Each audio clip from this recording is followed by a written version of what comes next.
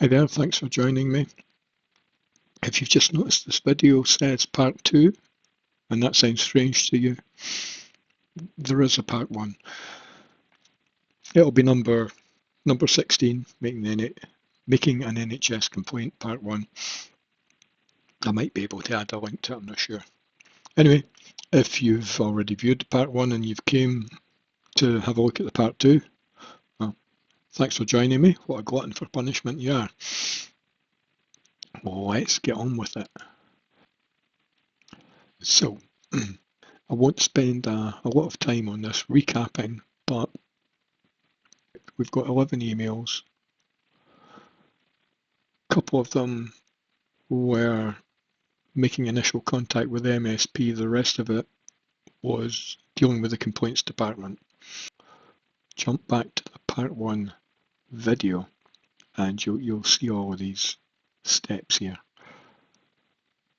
If you want to see what I've wrote, you can freeze frame, pause the video, have a wee read, and decide if you want to jump back to the first video and have a look at it. So, on to part 2. This will cover 1, 2, 3, 4, 5, 6, and then the last email. 7 emails in total. Again, pause the video, have a wee read if you want. We'll cover this as we go through. I won't bother trying to detail it and then go through it again later. Let's just dive in. So, this was my first contact back to the MSP. 1, 2, 3, I've got 3 emails to the MSP just to see if he's, well, we'll jump in and see. Hi Martin, was the email I sent. I wonder if you have staff in place yet, or if you managed to check your emails at the weekend. My request for assistance from the NHS Forth Valley Complaints Department is ongoing, and they've started to twist my request, similar to what happened when I asked them for help back in 2023. So I kind of felt it coming. I knew it was coming. So. The NHS Complaints Department should be there to help patients find a solution to the problem that's making their life worse. Not making the problem worse, but putting up barriers and twisting the information to add to the patient's stress level. Is there nothing that the Scottish Government can do to stop them from doing this? Now, I know that I'm not the only one receiving this treatment from the Complaints Department, and I've asked the people at Keeping the NHS Honest to track my investigation request so that my investigation request, along with others, will help to identify how badly the Complaints Department treats people that actually go to ask them for help. I'm looking forward to your office staffing up and receiving the first non-automated response from you. Regards. And there's the first non-automated email from Martin Day. Thanks, Alan. I'm still several weeks away from having any staff in place. However, my first appointments are now working their notice period, so progress is being made. In order to intervene on your behalf with NHS Forth Valley, I will need to prove that I have your consent. Please complete and return the attached form to me. It's sent a consent form, so I filled it in, sent it back. And I accompanied that with this email. Hi Martin. Attached you'll find a complete consent form with no telephone numbers, as my preferred method for contact is email just now. You will be aware that I've already started the complaints process at NHS Forth Valley, and it's likely that the complaints department will not want your involvement.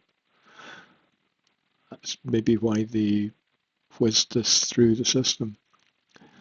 So I'm expecting some pushback from them. However, It would be appreciated if your office could help me to resolve this, as I'm just not well enough to keep fighting it on my own and do need someone to help with this.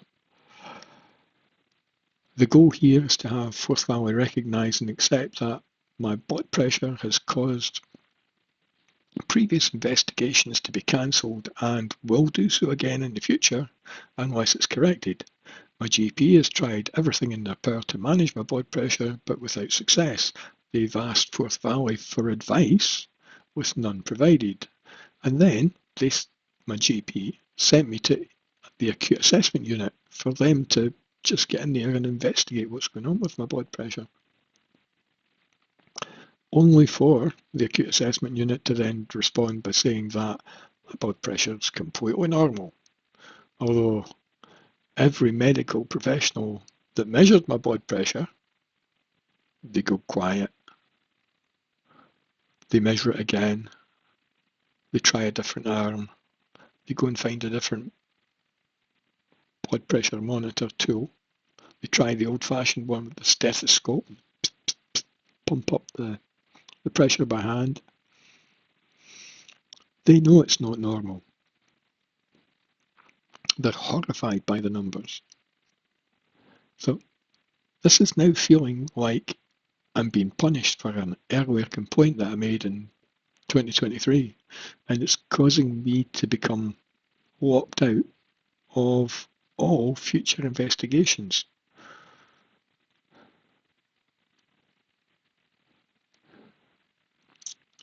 So the complaints department should be there to help find solutions to things that have gone wrong, not to make things more difficult for the ill patient that's asking for help.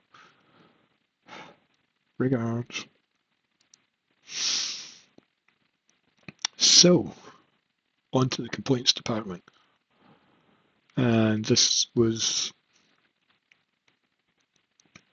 the first email that day that I received from them. Dear Mr. Diamond, thank you for your email. Please be assured the original emails you submitted have been shared with the appropriate service, and all information will be considered as part of our investigation. Should you wish to provide any additional information, please provide bullet points clarifying anything you think I have not covered in the acknowledgement letter.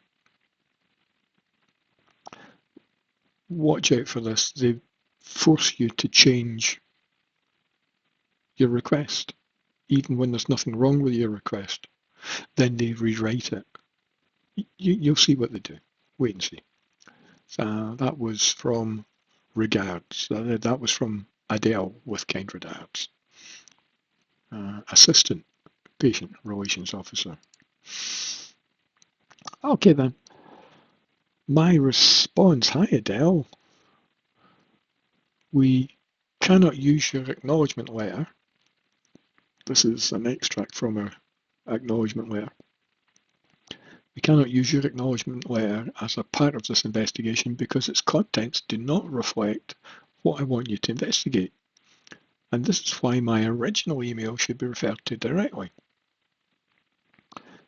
What you're doing here is that by presenting incorrect information, you either make me change my request into something I didn't ask for, or you generate more work for me to make corrections where there was nothing wrong with the original information in the first place. Looking at an extract from your acknowledgement letter below, we can see you've got 2 bullet points. Issues for investigation. Point 1. You raised concerns in relation to the accuracy of whether Dr. Rutledge's statement, your blood pressure was normal, whether the interpretation of 24-hour blood pressure monitoring was correct, and was it appropriate to advise stopping your blood pressure medication? You'll see a bit later, I said none of this. Furthermore, you would like Furthermore, you would like to be provided with rationale for represcribing of blood pressure medication. Those phrases are not even in my vocabulary. Whether this contradicts clinical advice and whether further investigation or monitoring is required before treatment decisions. Now, this is not what I am asking you to investigate. Second bullet point, you're concerned there have been delays, never mentioned delays, particularly relating to endoscopy due to high blood pressure readings. Try and keep this in mind when we go back to the original email. There is no mention of delays anywhere in my emails. I went through all of them. There was no mention of delays.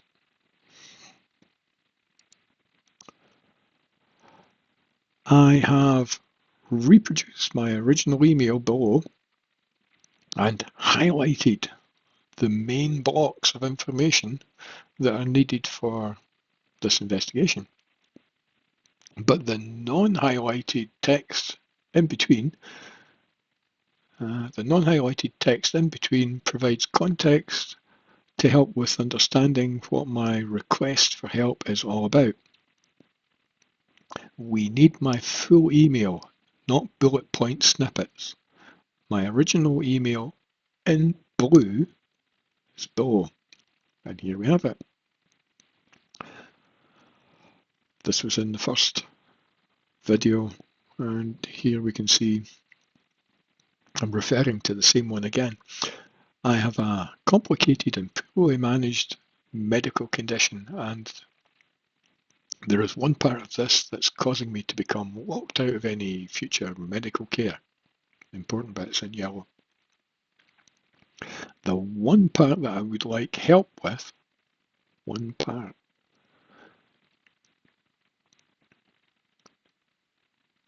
The one part I would like help with sorting is linked to my extremely variable blood pressure. At home it fluctuates from being dangerously high to passing out low several times per day, every day. Important. My GP has tried to get help from Forth Valley without any luck and eventually created an admission to the acute assessment unit for them to identify the problem with my blood pressure. The response from the acute assessment unit was that my blood pressure is completely normal and should not prevent any future procedures or assessments from going ahead. So, with that information now in my hospital records, and after several investigations being cancelled because my blood pressure was dangerously high, I made a request for the breathing on exertion assessment to be repeated, and they did. On the day of the assessment being repeated, the doctor conducting the assessment tried multiple things to get a safe blood pressure reading. And this was to allow her to then carry out the assessment, but ended up having to be cancelled. So I've now had an endoscopy cancelled and 2 attempts at the breathing on exertion test cancelled because of my dangerously high blood pressure. You see how they twisted this part about the endoscopy? I was also under the threat and it was a threat in 2023 of not receiving a treatment infusion unless the blood pressure gets under control. So either my blood pressure is normal and all of these assessments and treatments for my other health problems can go ahead, or my blood pressure is not normal and it needs to be investigated and treated to then allow the real investigations to go ahead. Can't be both. And that was the important part. It can't be both. Make it one or the other. What do I want? I want to have my medical records corrected to show that an error was made and that my blood pressure is not normal, and I need my blood pressure investigated and brought under control so that all the other parts of my healthcare can go ahead. Now you can see this is highlighted with the yellow highlighter, so this is important to me, and this is stating what I want.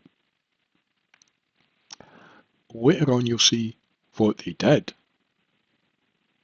compared to what I wanted here. Do you think the two will be the same? We'll find out shortly.